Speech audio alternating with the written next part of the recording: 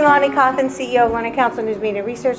Glad to be here in Houston, Texas, where everything's fabulous and still growing and the kids are awesome. Okay, so here we are, though, when we got to get a little bit more serious about what's really happening. So I'm going to first introduce my two fabulous guest panelists I admire greatly. Mr. Chad Greene, Director of Technology Operations, Klein ISD. You grew a beard since last time I saw you. Yep. Well, a longer beard. Is that true? Mm-hmm. I don't know if there was a beard last time, but yeah, okay. It was a beard, but it was all trimmed up nice and short like this. Okay. So fashionable. All right, and then James Herwig.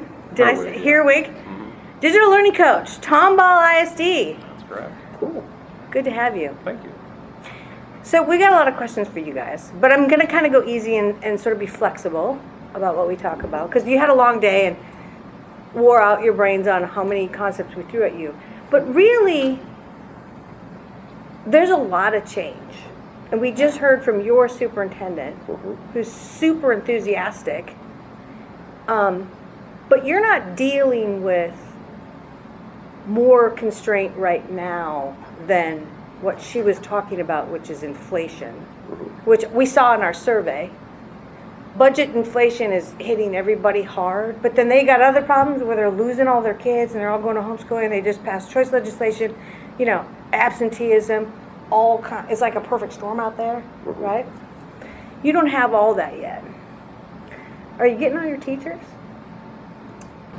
We are getting all our teachers. We started this year at 99% at capacity for teachers. So there were like maybe one or two classrooms that didn't have a teacher in them. But for 99% of our classrooms, they all had a teacher when we started the school year. You're giving me a little caveat there when we started the school year. What happened along the way? It's kind of like anything. We lose teachers, we gain teachers. We've since filled some of those positions that were empty. We've lost some other positions and then backfilled them with other people. The nice thing is Klein ISD has a reputation of being a high-achieving, high-excellent school district, and we have students that want to be here, and we have teachers that actively want to get in here. Want to get into your district, yeah. Yep.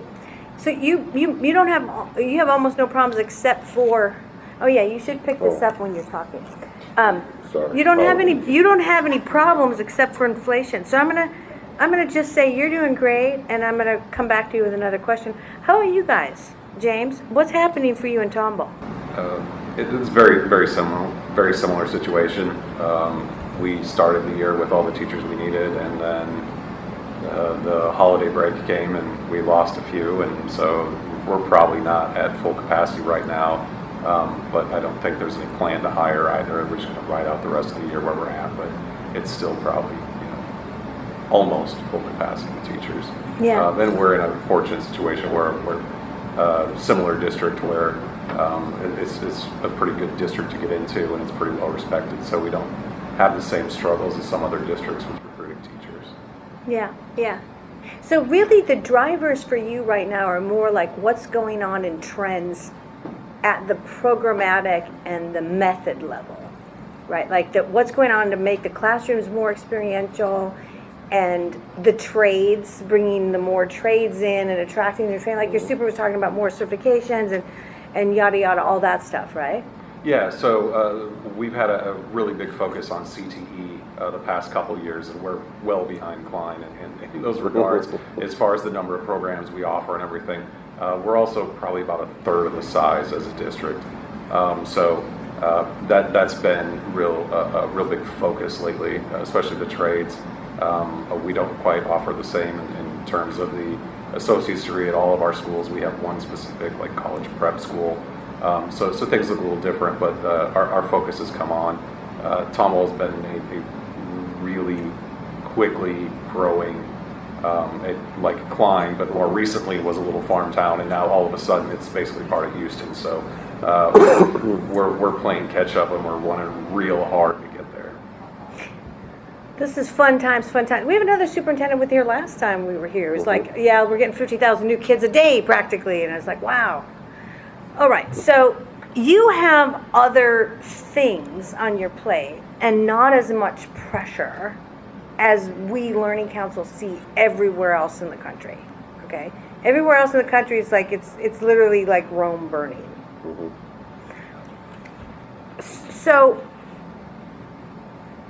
what I'm hoping to hear from you guys is there's still sort of a spirit of let's innovate anyway. Kind of an idea. Yeah, I'd Yeah. say that's fair. I think that blended learning, for one, in our district has been something that's really started to take hold and kind of catch fire. And we're starting to see in year 3 of a part of a grant we got from Raise Your Hand Texas and Charles Butt Foundation and Raising Blended Learners. We're seeing now in year 3, we're starting to see the results from that and from the student agency and the things involved in that. And so that's starting to now interest other campuses that maybe hadn't been involved in that. And so we're seeing these programs kind of balloon up in Yeah. our district. And that's a good thing. All right, so let's come back to you then. Do you feel like you still have sort of a spirit of innovation anyway? I believe we do. That's one of the things that our district kind of prides itself on, is being innovative in different areas. We have a wonderful education foundation that continually gives out grants to teachers for new innovative ideas for the classroom and for the schools and those kind of things. So the amount of innovation we have, even though we try and standardize as much as possible in order to make things easier on the operations side, we still allow for that innovation to happen in the classrooms. And so our teachers are constantly finding new ways to innovate and new ways to use things, use the technology that we provided and that kind of stuff. So, and that's one of the things that our chief academic officer and our superintendent are constantly striving for, is how do we continue to innovate? How do we continue to provide more opportunities for learning for our students? How do we continue to keep students engaged in the classrooms and keep them focused on their learning pathways and their careers and that kind of stuff? I like it. So you still feel like you're still there. Well, we just threw a lot at you. This morning we talked about the Alpha Gen as a driver of difference too. We talked about hybrid logistics, which is the use of spatial temporal AI, completely changed the schooling model. We talked about the whole way everything's sort of centered on the internet now, and it's causing a structural decentralization of all industry. There's a lot of major macro trends. What did you light on? Like, what caught your attention? I would say for me it's the hyperlogistics and being able to dive into the AI portions of the world. Okay. My executive director, Leslie, and I, we've been working on AI within the district to figure out what does that look like for our district, and what can we use, what can we leverage. There's a ton of tools out there and stuff that we already own, stuff that we're looking to purchase that have AI built into them. Yeah. And really the question is okay, well, AI's out there, machine learning's out there, it's been out there for a long time, but how is that helping us?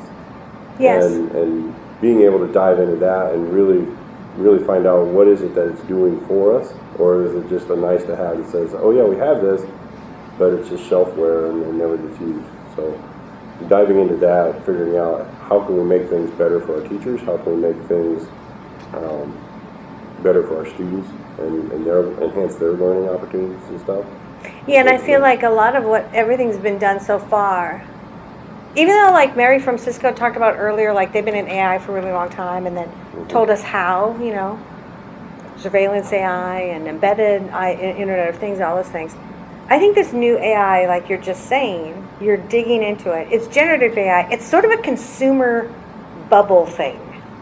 Yeah, right It's sort now, of like, right let's now, figure out how I majority of want this to, is all yeah. consumer, because everybody's like, well, what can I type into it? What prompt can I use Yeah. to get what I want? But with the pandemic, and we talked earlier about that psyche shift, where people are like, man, I don't want to go to work for 40 hours a week for 40 years Yeah. and not have anything to have at the end of it. They're looking for, how do I make more money? How do I develop those side incomes that can generate me money?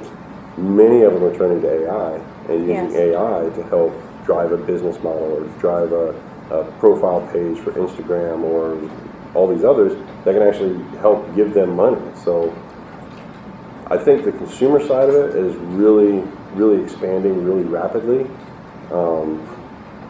The educational side of it, though, I'm still kind of holding back on. I've liked some of the things that I've seen with Khan Academy and how they use AI to help teach kids and teach students and not give them the answer, but help them work the steps to get to the answer.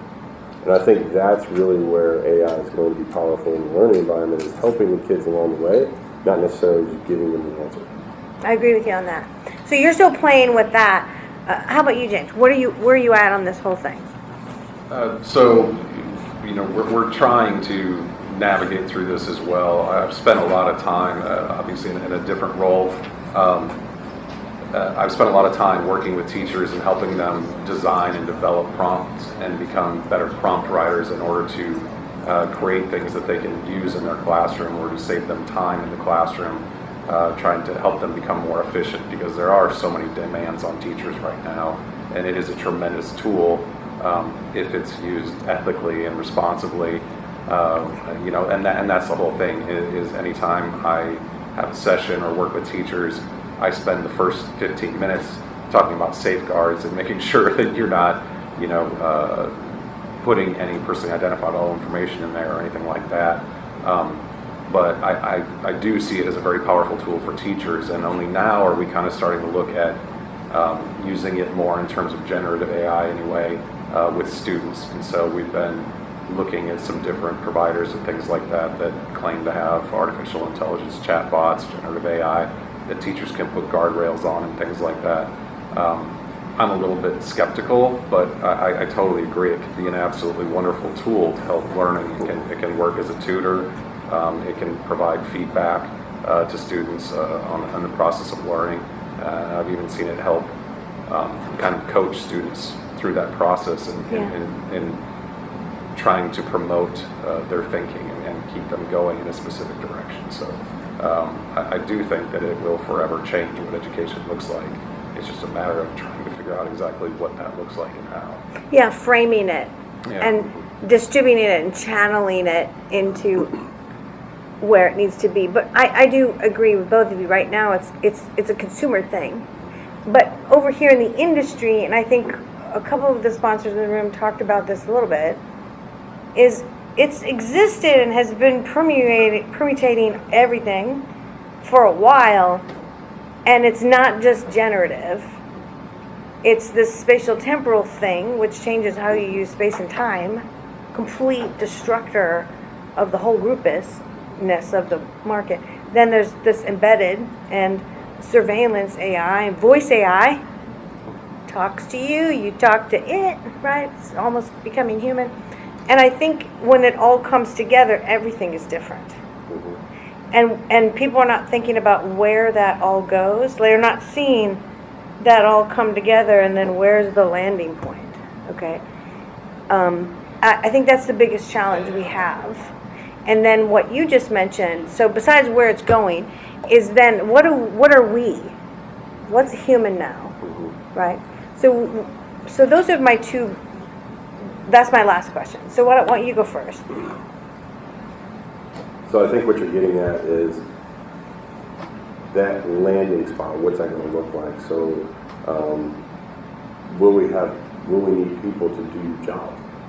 That's what people are freaking out about. Will we need people to farm fields and put vehicles together and that kind of stuff? And more things are going towards robots to do all that kind of stuff, because why not? You can run it 24/7, 365 days a year, and it never needs a break, never needs to stop for a rest or take a nap or a cigarette break or anything like that. So it just keeps running.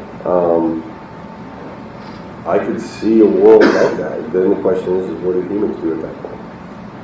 Yes. Do we just ride off into the sunset and go explore space? One of the smartest people on the planet is actively trying to get off planet. So there's that. It'll be interesting to see where this all ends up landing. But I see a world where more and more humans go after things like art or take up hobbies and do more of your hobby type stuff, In a utopian society, you know, we're not looking for money, we're not looking for war, we're living at peace with one another, and the robots are doing all the hard work, we're just sitting there and, you know, kind of like... Getting fat, maybe? That's look like the people on Wall, you know, on the faces on Wall. You know? We hope we're not just getting fat. Right. Isn't there a movie like that? Yeah, Wall-E. Like, Wall-E. yeah, Wall-E. Yeah, I Yeah. love that movie. Okay, what are your thoughts on this? Because I think it's a very challenging time. So I think that just, I agree with a lot of that. I think, though, that as far as education is concerned, one thing that we noted in a lot of our discussions today is that relationship aspect of it. And you know, we called back to Harry Wong in the first days of school and things like that, and the importance of relationships and the importance of the social interaction and all those things that happen in schools. So I firmly don't believe that teachers will be replaced. I really hope that what will happen is that AI will make their jobs easier.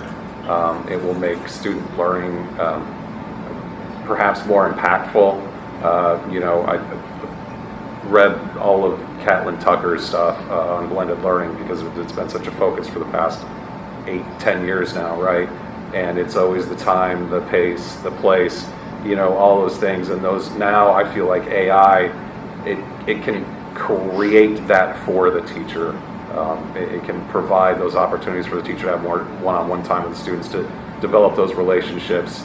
The students can progress at their own pace. I mean, I really feel like AI was kind of the key that was missing that would make this so much easier. And so I'm pretty excited for what the future of education could look like as far as actually unlocking personalized education, because that's been kind of a pipe dream for a while. And it's really hard to do unless you've got a teacher that's just super dedicated and willing to putting in insane amount of hours and getting to know those kids so well, and the formative assessment to know where they are and everything. And so I'm excited about the future of AI in education, although I am a little concerned with the pace at which AI is moving. It's really hard to keep up with everything. So yeah, that's how I feel about it. I think some of that's going to slow down. The pace of AI right now is moving so fast because of the generative stuff, but I think eventually it will slow down. I think the ability for AI to discover those learning gaps for students, to where they might have missed one thing if they were out for a day and they missed one thing in a lesson, the AI is able to determine what that is and be able to correct that and help that student correct it. I think is going to be the immediate benefit of AI. So I think Yeah, that, and huge. that, And talk yeah. about super duper personalization. Yeah. Pretty amazing stuff, right? So love the conversation. I think we're at time. Anybody have a burning question? The answer to all of the world's problems? Anybody? Anybody? Going once, going twice. Well, this has been awesome. Let's give them a big round of applause. Thank you.